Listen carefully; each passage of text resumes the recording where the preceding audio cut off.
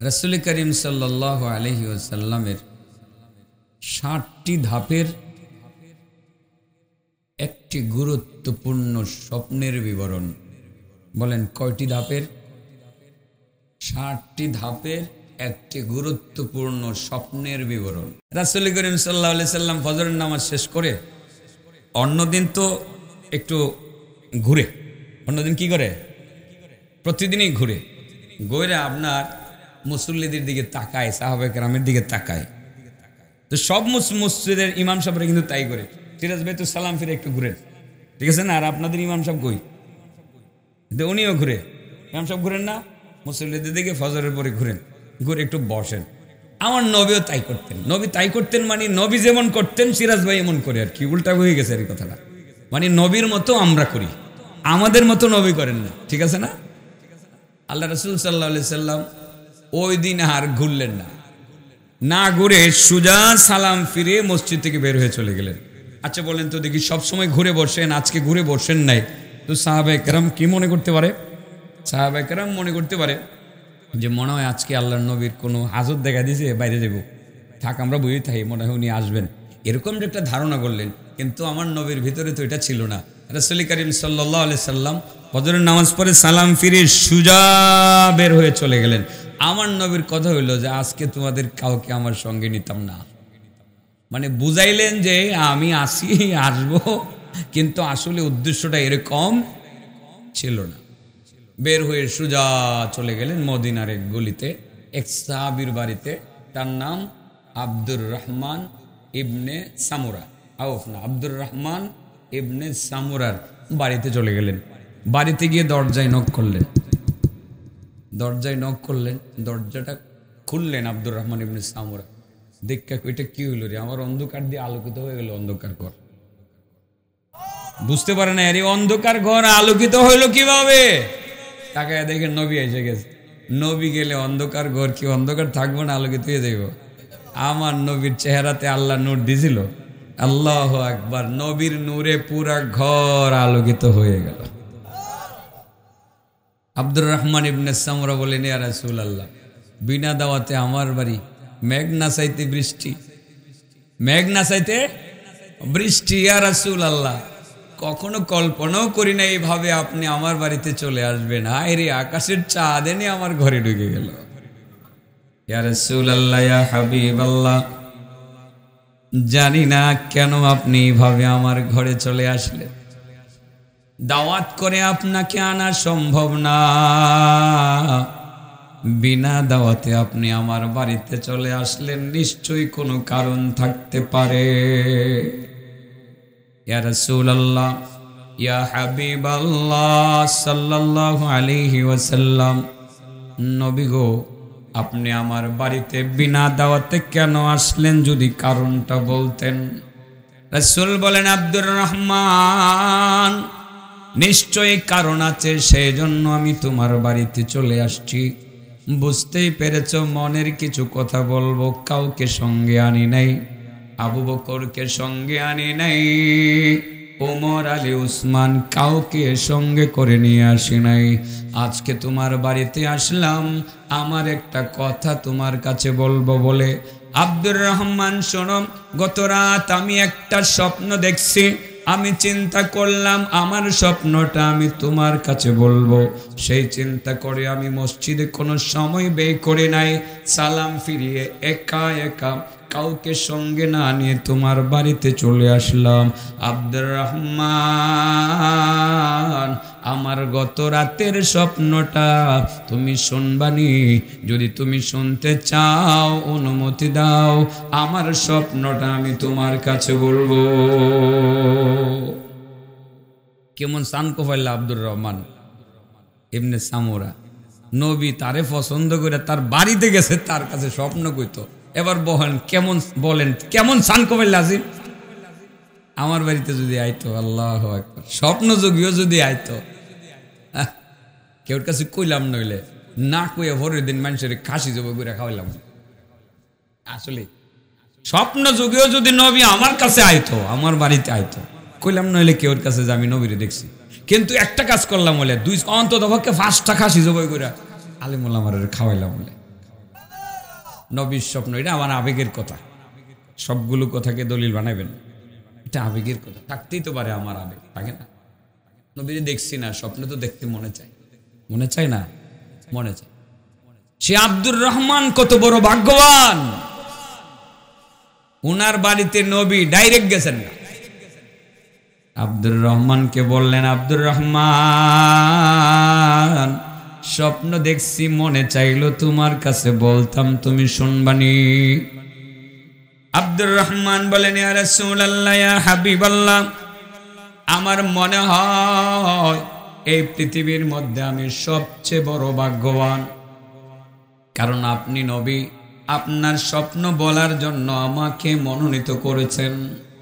আপনার তো আরো বড় বড় সাহাবা আছে, সাহাবী আছে, তাদেরকে নির্বাচন না করে আমাকে নির্বাচন করলেন। নবী গো, আমার মনে হয় এই পৃথিবীর মধ্যে আমি বড় সবচেয়ে ভাগ্যবান আল্লাহর বান্দা। ইয়া রাসূলুল্লাহ, আপনার স্বপ্নটা দয়া করে আমার কাছে বলুন। আল্লাহ রাসূল সাল্লাল্লাহু আলাইহি ওয়াসাল্লাম বলেন, আব্দুর রহমান শুনো, প্রথমে আমি দেখলাম আমার একজন উম্মতের কাছে আজরাইল এসে হাজির হয়ে গেছে। এসে একটা পয়েন্ট করে শুরু করছি, মনে রাখেন প্রত্যেকটা, এখন মনে রাখতে হইব। জিগামু চাচা, জিগামু কিন্তু একটা। প্রথম দেখলাম আমার একজন উম্মতের কাছে আজরাইল চলে এসেছে। আজরাইল এসে তার জান কবজ করার জন্য তাকে ধাওয়া করতেছে, ধরার চেষ্টা করতে আছে। কিন্তু আমি স্বপ্নে দেখতেছিলাম আমার উম্মত দৌড়তে আছে, প্রচন্ড গতিতে দৌড়তে আছে। আজরাইল মনে হয় এই ধরে ফেলবে, ধরতে পারে না। স্বপ্নের মধ্যে আমি শুধু দেখতেছিলাম, কোনো সাহায্য করতে পারতেছিলাম না।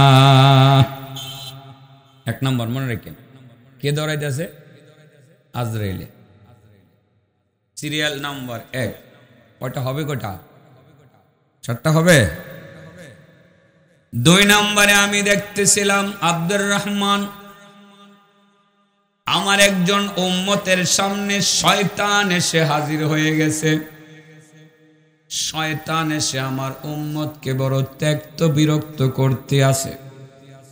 আমার উম্মতকে ডান দিকে ফেলে দেয়, আবার বাম দিকে ধাক্কা দিয়ে ফেলে দেয়, আবার সামনের দিকে ফেলে দেয়, আবার পিছনের দিকে ফেলে দেয়। আমার উম্মত বড় কষ্টের মধ্যে আছে, কিন্তু স্বপ্নে আমি কোনো কিছু করতে পারলাম না। কটা গেল?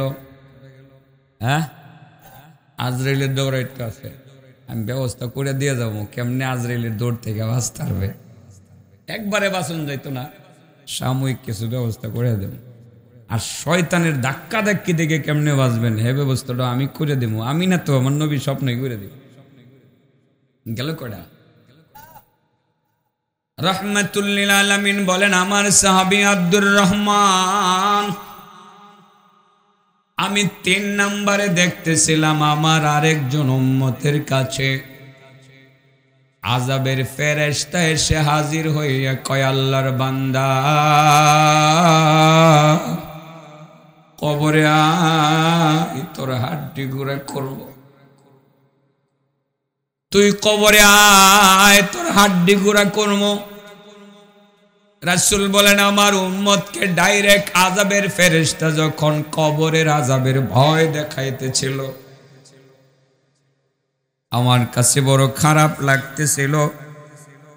আর আমার উম্মত আযাবের ফেরেশতাকে বড় ভয় পাইতে পাইতে তার শরীরের মধ্যে কাঁপুনি শুরু হয়ে গেল।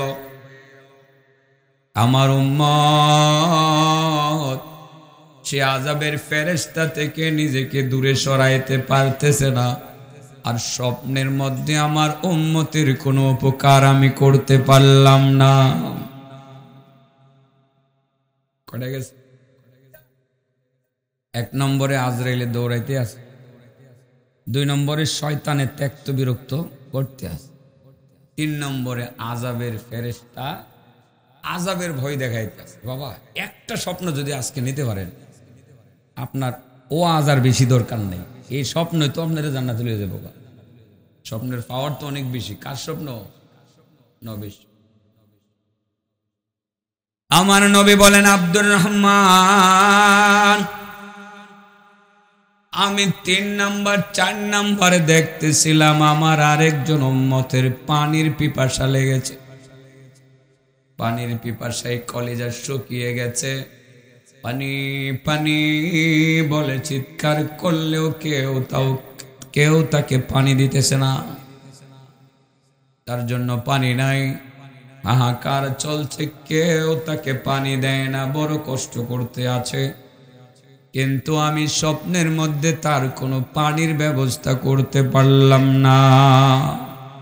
কটে গেছে। রাহমাতুল লিল আলামিন বলেন, আমার সাহাবী আব্দুর রহমান, আমি 5 নাম্বার একটি জায়গাতে গেলাম। সেখানে গিয়ে দেখলাম বনি ইসরায়েলের নবী রাসূলগণ যারা ছিলেন তারা গোল করে মিটিং করতে আসেন। ঈসা নবী, মুসা নবী সহ বনি ইসরায়েলের লক্ষাধিক নবী তারা গোল করে একটা গোল বৈঠক করতে আসে। তাদের বৈঠকের মধ্যে কোনো ফাঁক নাই, অন্য কোনো মানুষের সেখানে বসার সুযোগ নাই। অল্প একটু জায়গা আছে, সেই খালি জায়গাটার মধ্যে আমার একজন উম্মত গিয়া বসে গেছে। যখন আমার একজন উম্মত বনি ইসরায়েলের নবীদের মজলিসের মধ্যে বসে গেছে, বনি ইসরায়েলের নবী রাসূলগণ সেটাকে সহ্য করল না। তারা অপমান বোধ করে আমার উম্মতকে সেখান থেকে তাড়াইয়া দিল। আর আমার উম্মতকে যখন ঈসা নবী, মুসা নবী, ওইসব নবীরা যখন আমার উম্মতকে তাড়াইয়া দিল, তারা বলল, এটা নবীদের মজলিসের মধ্যে তুমি উম্মত হইয়া কিভাবে ঢুকলা, কত বড় সাহস। কিন্তু তারা সেটা ভাবে নাই, এই উম্মত যে আমার উম্মত, আমার উম্মতকে এখান থেকে বের করে দেওয়ার পরে আমার কাছে অপমানিত বোধ হলো। আমার ভালো লাগলো না, আমি অপমান বোধ করলাম। আমার উম্মতকে তারা বের করে দিল, আমার কাছে ভালো লাগলো না, আমি বড় ব্যথা পাইলাম। যেই নবী উম্মতের অপমান সইতে পারে না, সেই নবীর অপমান কি উম্মতেরা সইতে পারে? পারে না রে বাবা, পারে না। সত্যিকার মুসলমান নবীর অপমান কখনো সইতে পারে না। আমার নবী রাহমাতুল লিল আলামিন বলেন, আব্দুর রহমান, আমি বনি ইসরায়েলের নবীদের মজলিসের মধ্যে আমার একজন উম্মতকে দেখলাম। আর তারা যখন আমার উম্মতকে তাড়াইয়া দিল, আমার বড় ব্যথা লাগলো, বড় কষ্ট লাগলো। কটে গেছে। আব্দুর রহমান 6 নম্বরে আমি দেখতেছিলাম একটি জায়গা, চতুর্দিকে অন্ধকার, অন্ধকার আর অন্ধকার। সে অন্ধকারের মাঝে আমার একজন উম্মত দাঁড়ানো আছে। শত চেষ্টা করে অন্ধকার থেকে নিজেকে বের করে আনতে পারতেছে না। অন্ধকারের ভিতরে নিমজ্জিত, বহু চেষ্টা করেও সে নিজে অন্ধকার থেকে মুক্ত করতে পারতেছে না নিজেকে। স্বপ্নের মধ্যে আমিও তাকে কোনো উপকার করতে পারলাম না। বাবাজি, দারুণ একটা হাদিস। ব্যবস্থা হইব রে বাবা, হায়াতে জিন্দিগিতে বরকত কিভাবে হবে সেটাও এই হাদিস থেকে আপনি বুঝবেন। শয়তানকে কিভাবে তাড়াইয়া দিতে হবে সেটাও বুঝবেন। কিভাবে কবরের আযাব থেকে নিজেকে বাঁচাতে হবে সেটাও বুঝবেন। কিভাবে আমার নবীর হাতে হাউজে কাউসারের পানি পান করতে পারবেন সেটাও বুঝবেন। এবং কোন কাজটা করলে পরে হাসরের মাঠে আমার নবীর লগে লগে লাগিয়া থাকতে পারবেন সেটাও বুঝবেন। আর কোন কাজ করলে পরে স্থায়ীভাবে আপনার কবরের মধ্যে দুনিয়াতে থাকা অবস্থায় বাতি জ্বালায়া দিতে পারবেন সেটাও বুঝবেন। আর কোন কাজ করলে পরে জাহান্নামের আগুন নিভাইয়া দিতে পারবেন সেটাও বুঝবেন। স্বপ্নটা কেমন বুঝতেছেন? সব বাইরে বয়ান থেকে পড়ে গেছে। 1 নম্বরে আজরাইলে দৌড়াইতেছে, 2 নম্বরে শয়তান বড় ত্যক্ত বিরক্ত করতেছে, 3 নম্বরে কবরের আযাবের ফেরেশতা ভয় দেখাইতেছে। 4 নম্বরে পানির পিপাসা লাগবে। 5 নম্বরে বনি ইসরাইলের নবীদের মজলিসে উম্মতে মুহাম্মদী বসার পরে তারা উম্মতে মুহাম্মদের উঠাইয়া দিছে। 6 আজে কোনো আগুন নাই। রাসূল বলেন একটি জায়গা দেখলাম চতুর্দিকে আগুন দাউ দাউ করে জ্বলতেছে। সে আগুনের মাঝামাঝি একটা জায়গা, খালি জায়গাতে আমার একজন উম্মত দাঁড়ানো আছে। সে উম্মত শত চেষ্টা করে আগুন থেকে বের হয়ে ডানেও যেতে পারে না, বামেও যেতে পারে না, সামনেও যেতে পারে না, পিছনেও যেতে পারে না। শত চেষ্টা করে আগুন থেকে নিজেরে বাঁচাইতে পারতেছে না। ও আব্দুর রহমান, ডানে গেলে আগুনের সাথে টাচ লাগে, বামে গেলেও আগুনের সাথে টাচ লাগে, সামনে গেলে আগুনের সাথে টাচ লাগে, পিছনে গেলে আগুনের সাথে টাচ লাগে। সে আগুন থেকে আমার উম্মত নিজেকে বের করতে পারতেছে না। আর স্বপ্নে আমার উম্মতকে আমি কোনো উপকার করতে পারতেছিলাম না। কটা হয়েছে? এটা কার কাছে বলতে গেছে? আব্দুর রহমান ইবনে সামুরা। বলেন, আব্দুর রহমান ইবনে সামুরা। স্বপ্নটা অনেক বড়, আমি 7টা পয়েন্ট পর্যন্ত বলি, কারণ স্বপ্নটার ধাপ 50টারও উপরে। এতটা তো আর বলা সম্ভব না, নবীর জীবনী বললে শেষ করুন যাবে। একটা স্বপ্ন নিয়ে আলোচনা করলে 1-1.5 মাস লেগে যাবে। এই স্বপ্নটা নিয়ে আলোচনা করলে প্রত্যেকটা পয়েন্ট তো অনেক দামি দামি পয়েন্ট না। আল্লাহু আকবার। রাসূল করিম সাল্লাল্লাহু আলাইহি সাল্লামের দিকে তাকাই আব্দুর রহমান বলেন, ইয়া রাসূলুল্লাহ, শুধু খালি শুনতাছি, সমাধান তো পাইতাছি না। ইয়া রাসূলুল্লাহ, ইয়া হাবিবাল্লাহ, স্বপ্ন শুধু শুনলাম কিন্তু কোনো ব্যাখ্যা পাইলাম না। নবী গো, দয়া করে বিস্তারিত ব্যাখ্যা বলে দেন। আমার নবী বলেন, আব্দুর রহমান, মাত্র অর্ধেক বলছি, বাকি অর্ধেক এখন আমি তোমার কাছে বলবো। আব্দুর রহমান, শোনো, প্রথম যে দেখতে পাইছিলাম আমার একজন উম্মতকে আজরাইলে ধাওয়া করতে আসে, ধরে ফেলতেছে, ধরতে পারতেছে না, ধরে ফেলতেছে, ধরতে পারতেছে না। আমার সেই উম্মতকে আজরাইলে দৌড়াইতে আসে। আর আজরাইল তো এমন এক আল্লাহর সৃষ্টি, কাউকে ধরার জন্য চেষ্টা করলে সে বাঁচতে পারে না। ঠিক না বেটি? قُلْ يَتَوَفَّاكُمْ مَلَكُ الْمَوْتِ الَّذِي وُكِّلَ بِكُمْ ثُمَّ إِلَى رَبِّكُمْ تُرْجَعُونَ وَلَوْ تَرَى إِذِ الْمُجْرِمُونَ نَاكِسُو رُءُوسِهِمْ عِندَ رَبِّهِمْ رَبَّنَا أبصرنا وسمعنا فارجعنا نعمل صالحا إنا موقنون। অনবী, দুনিয়ার মানুষকে জানিয়ে দাও, তোমাদের মৃত্যুর দায়িত্বে নিয়োজিত আছেন একজন ফেরেশতা, যার নাম হলো মালাকুল মাউত, যাকে তোমরা আজরাইল বলো। এই আজরাইল যখন কাউকে ধরতে যাবে, তার ডিউটি পালন করবে, অবশ্যই তোমাদেরকে আল্লাহর দরবারে চলে আসতে হবে। ঠিক না ঠিক? তো না গিয়ে পারবেন? চোখটা বন্ধ করে চিন্তা করেন, যে আব্বাই কই গেছে, দাদাই কই গেছে, তো আপনি কি না যায় পারবেন? যেমন তো লাগবে, এটাই বাস্তব কথা।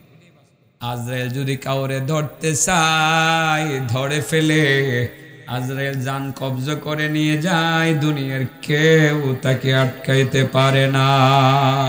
আল্লাহ নবী বলেন, আমার সাহাবী আব্দুর রহমান, আমি দেখতেছিলাম আমার একজন উম্মতকে আজরাইল বড় ত্যক্ত বিরক্ত করতে আছে, ধরে ফেলতেছে, ধরতে পারতেছে না। এরই ভিতরে আমি হঠাৎ করে তাকাইয়া দেখলাম, আল্লাহু আকবার, আমার সেই উম্মতের মাঝে আর আজরাইলের মাঝে হঠাৎ করে তাকাইয়া দেখলাম একটা দেয়াল এসে দাঁড়ায় গেছে। আজরাইল এক পাশে আর আমার উম্মত আর এক পাশে যখন দেয়ালটা দাঁড়াইলো, আমি আজরাইলকে আর খুঁজা পাইলাম না। সুবহানাল্লাহ।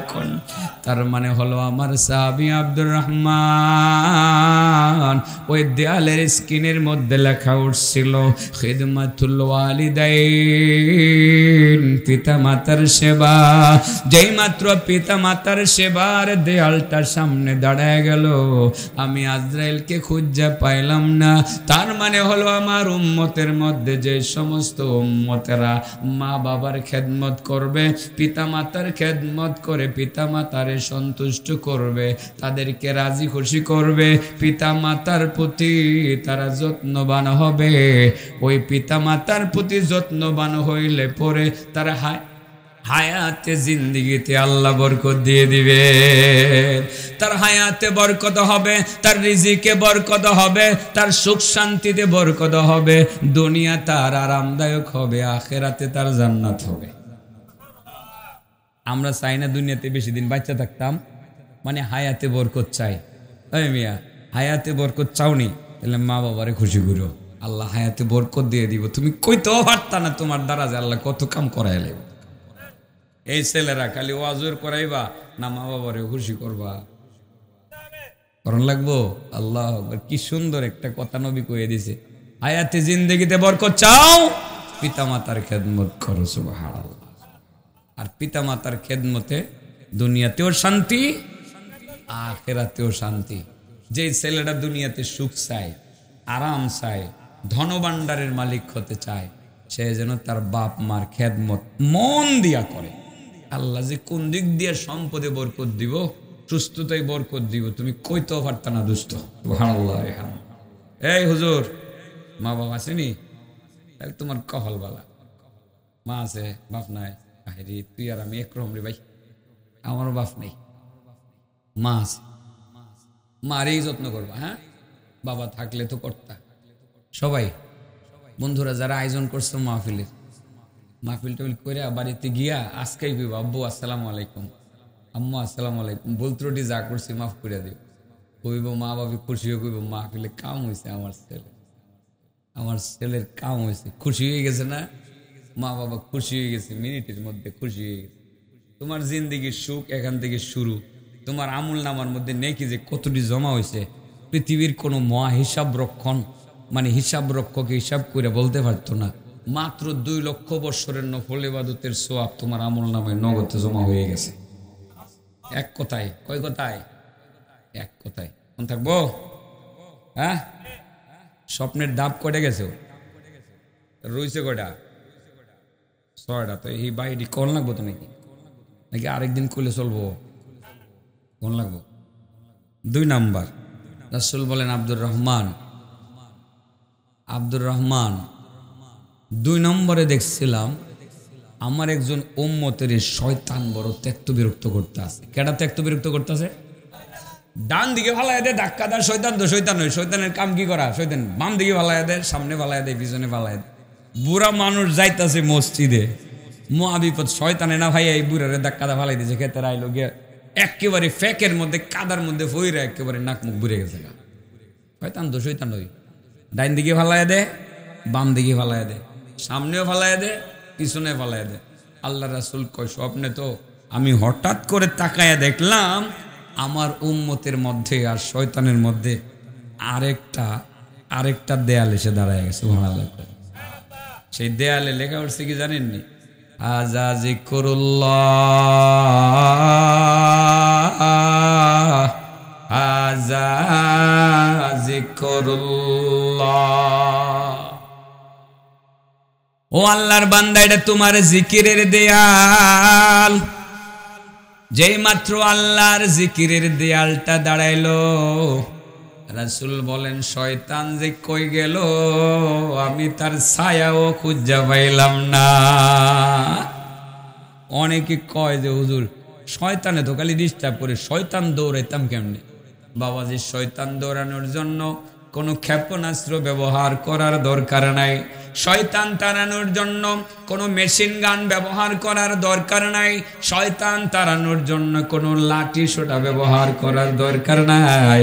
শয়তানকে যদি দূর করতে হয় শুরু করে দাও তুমি আল্লাহর জিকির, লা ইলাহা ইল্লাল্লাহ, লা ইলাহা ইল্লাল্লাহ, লা ইলাহা ইল্লাল্লাহ, লা ইলাহা ইল্লাল্লাহ। একবার দুইবার জিকির শুরু করে দিবেন, শয়তান পালাইতে থাকবে, পালাইতে থাকবে, ধারে কাছে থাকবে না, অনেকক্ষণ পর্যন্ত কাছে আসতে পারবে না। ওরে বাবা, শয়তান যদি দূর করতে হয় কি করতে হবে? শুধু লা ইলাহা ইল্লাল্লাহর জিকির না, অন্য জিকিরও চলবো। জিদা করেন, কোরআন তেলাওয়াত শুরু করে দেন, সুবহানাল্লাহ বলা শুরু করে দেন, সাল্লাল্লাহু আলাইহি ওয়াসাল্লাম বলে আপনি দুরূদ শরীফ চালু করে দেন, দেখবেন শয়তান নাই, চলে গেছে। আরে মনের ভিতরে খালি ওয়াসওয়াসা আইতাছে, শয়তানে খালি ঢুকাইতে আছে, ঢুকাইতে আছে। আপনারও মনে হয়েছে শয়তানে না আমার ভিতরে ফেস লাগাইতেছে, লা ইলাহা ইল্লাল্লাহ, লা হাওলা ওয়ালা কুওয়াতা ইল্লা বিল্লাহ, যে কই যাইব ফলায়া আপনি খুঁজে হইতেন না। সুবহানাল্লাহ। আমার নবীর স্বপ্ন দিঘা 1 নম্বরে শিখলাম, হায়াতে জিন্দেগিতে বরকত পাওয়ার জন্য পিতামাতার খেদমত করতে হইব, আর শয়তানকে দৌড়াইতে হইলে জিকির করুন। কি করণ লাগবো? জিকির করুন তো নাকি?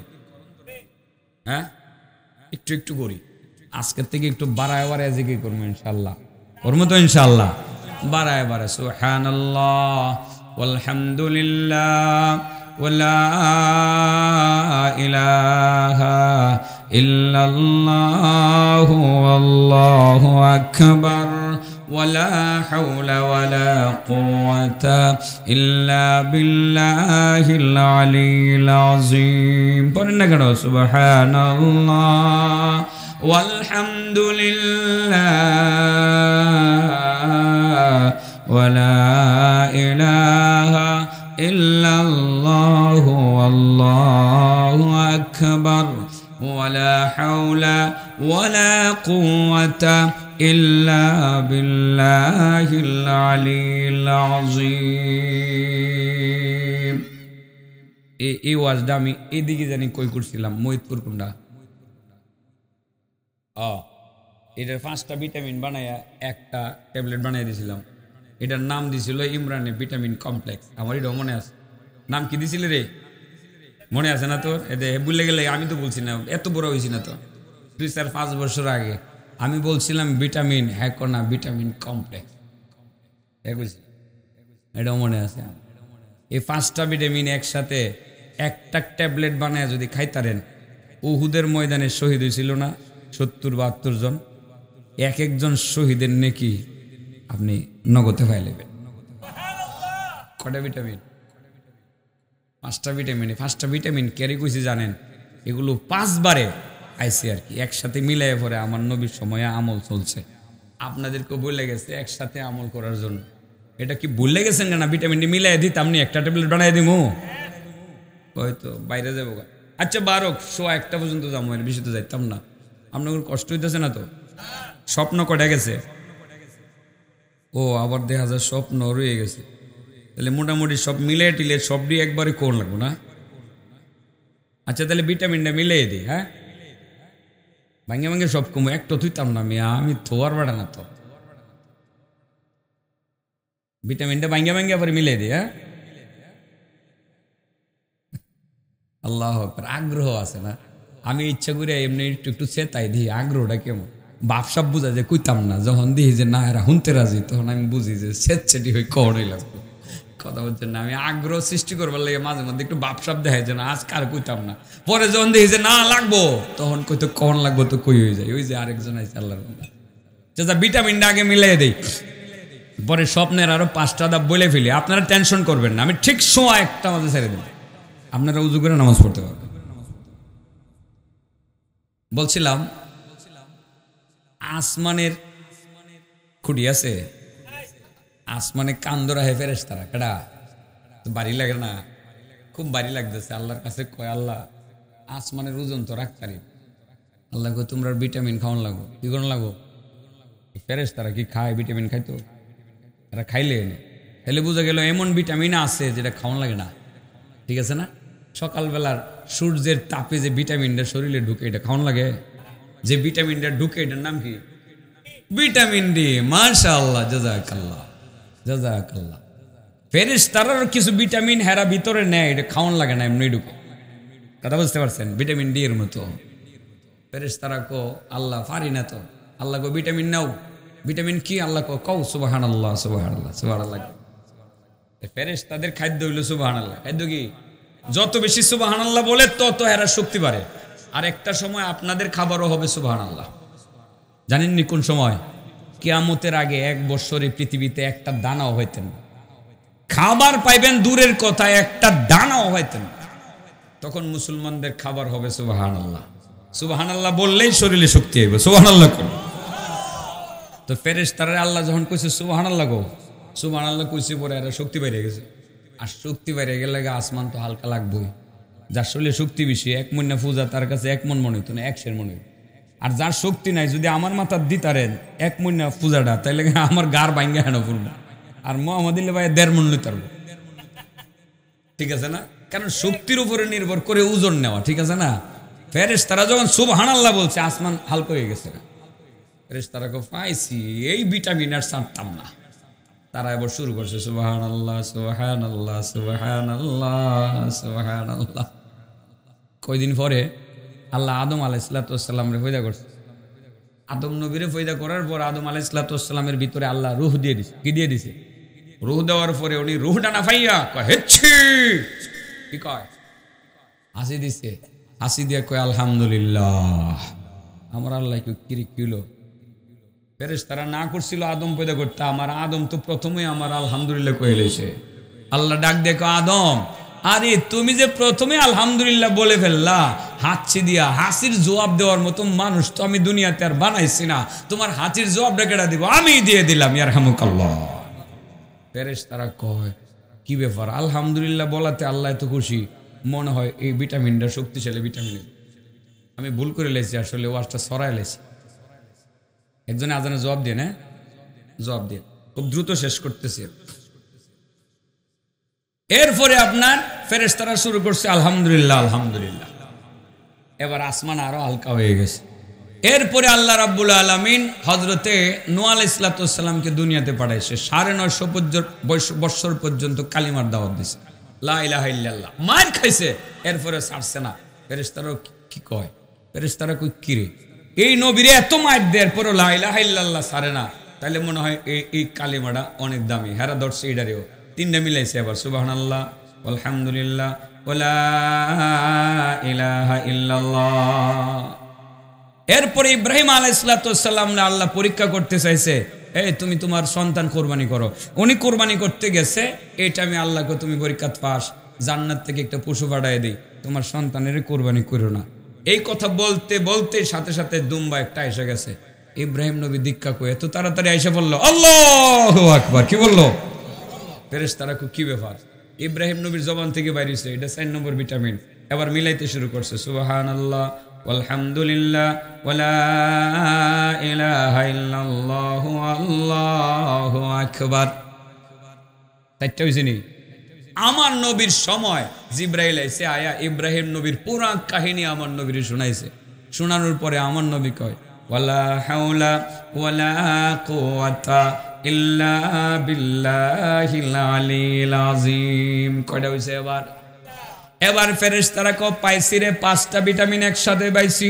একসাথে মিলাইয়া এবার ফেরেশতারা পড়ে সুবহানাল্লাহ, আলহামদুলিল্লাহ, ওয়ালা ইলাহা ইল্লাল্লাহ, আল্লাহু আকবার, ওয়ালা হাওলা ওয়ালা কুওয়াতা ইল্লা বিল্লাহিল আলিয়্যিল আযীম। আসমান একেবারে হালকা হয়ে গেছে, আর কান্দ আল্লাহ আগে হয় না।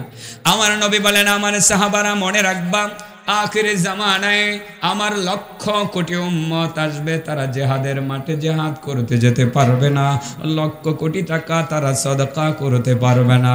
তারা যদি ওই 5টা কালিমারে 5টা ভিটামিনের একসাথে মিলাইয়া জিকির করতে পারে, তারা জিহাদের ময়দানে শরীক হইয়া শহীদ যারা হবে তাদের মর্যাদা তারা অর্জন করতে পারবে এবং লক্ষ কোটি টাকা দানের নেকি তারা কামাই করবে। দৈনিক এই জিকিরটা করবেন, শহীদের সওয়াবও পাইবেন, কোটি কোটি টাকা দানের সওয়াবও পাইবেন, আর শয়তানটাও দৌড়াইতে পারবেন। এবার দেখেন কেমনে শেষ হয়। আমার নবীর স্বপ্নের ডাব কয়টা? 1 নম্বরে আজরাইলে দৌড়াইতেছে, ঠিক আছে না? 2 নম্বরে শয়তানে ত্যক্ত বিরক্ত করতে আছে। শয়তান থেকে বাঁচার জন্য, শয়তানকে দূরে সরানোর জন্য কি করুন লাগবো? 3 নম্বর আযাবের ফেরেশতা ভয় দেখাইতে আছে। মনে আছেনি? রাসূল বলেন, আব্দুর রহমান, আমি দেখলাম আমার একজন উম্মতকে আযাবের ফেরেশতা বড় ভয় দেখাইতে আছে। আমি হঠাৎ করে তাকায় দেখলাম এই আযাবের ফেরেশতার মাঝে আর আমার উম্মতের মাঝে আরেকটা দেয়াল এসে দাঁড়িয়ে গেছে। যে দেয়ালে লেখা উঠছে আসসালাতু আসসালাতু আসসালাতু আসসালাতু আসসালাহ, নামাজ নামাজ নামাজ নামাজ নামাজ। যেই মাত্র নামাজের দেয়ালটা আমার উম্মতের মাঝে আর সেই আযাবের ফেরেশতার মাঝে দাঁড়িয়ে গেল, আযাবের ফেরেশতারে আমি আর খুঁজে পাইলাম না। তার মানে হলো আমার উম্মতেরা, ও আমার উম্মতেরা, আমার সাহাবারা জেনে রাখবা, ও আব্দুর রহমান তুমি জেনে রাখবা, আমার যে সমস্ত উম্মতেরা 5 ওয়াক্তের নামাজ পড়ে তারা কবরে আসবে, এই 5টা নামাজ, 5 ওয়াক্তের নামাজ তার 5টা দেয়ালে রূপান্তরিত হয়ে যাবে।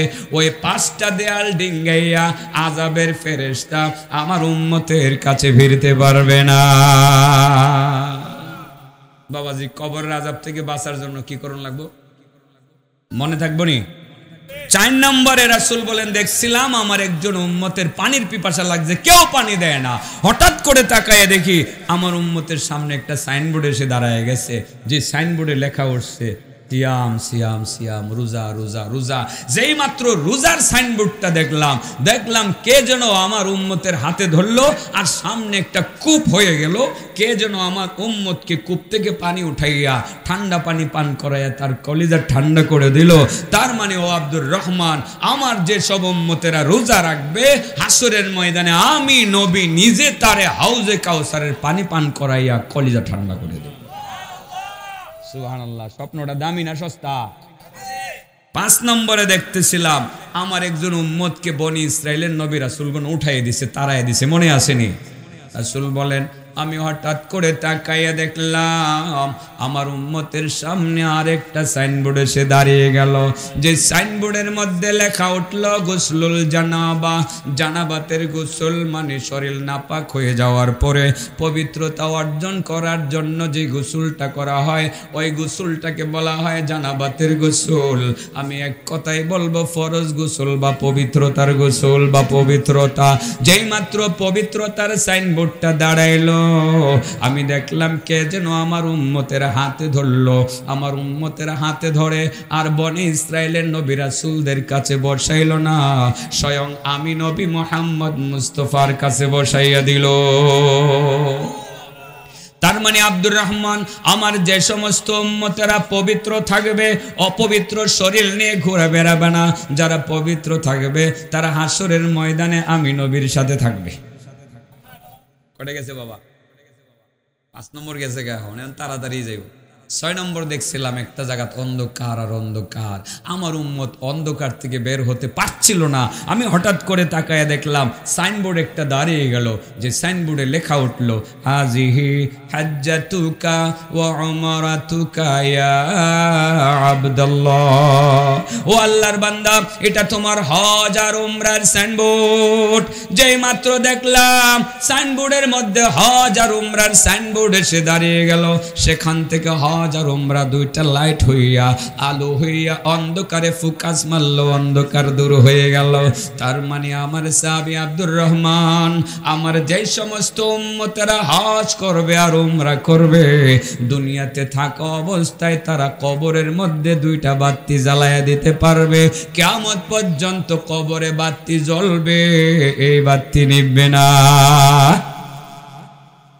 হজ উমরা করলে কবরে বাতি জ্বালানো যায়। কয়টা গেছে? 7 নম্বরে দেখছিলাম একটি জায়গার মধ্যে আগুন, আগুন আর আগুন, ডানে আগুন, বামে আগুন, সামনে আগুন, পেছনে আগুন। আমার উম্মত আগুনের মধ্যে আছে, ডান দিক থেকে গিয়ে বের হইতে পারে না, কোনো দিক থেকে আগুন থেকে বের হতে পারে না। হঠাৎ করে তাকাইয়া দেখলাম আমার উম্মতের সামনে আরেকটা সাইনবোর্ড এসে দাঁড়িয়ে গেল, যেই সাইনবোর্ডের মধ্যে লেখা উঠলো হাজিহি সাদাকাতুকা ইয়া আব্দুল্লাহ, ও আল্লাহর বান্দা, এটা তোমার দান খায়রাত আর সাদাকা নামক সাইনবোর্ড। যে মাত্র সাদাকার সাইনবোর্ডটা দেখতে পাইলাম, রাসূল বলেন তার সামনে যে একটা আগুনের বাগান ছিল, ওই আগুনের বাগানটা মুহূর্তের মধ্যে ফুলের বাগানে রূপান্তরিত হয়ে গেল।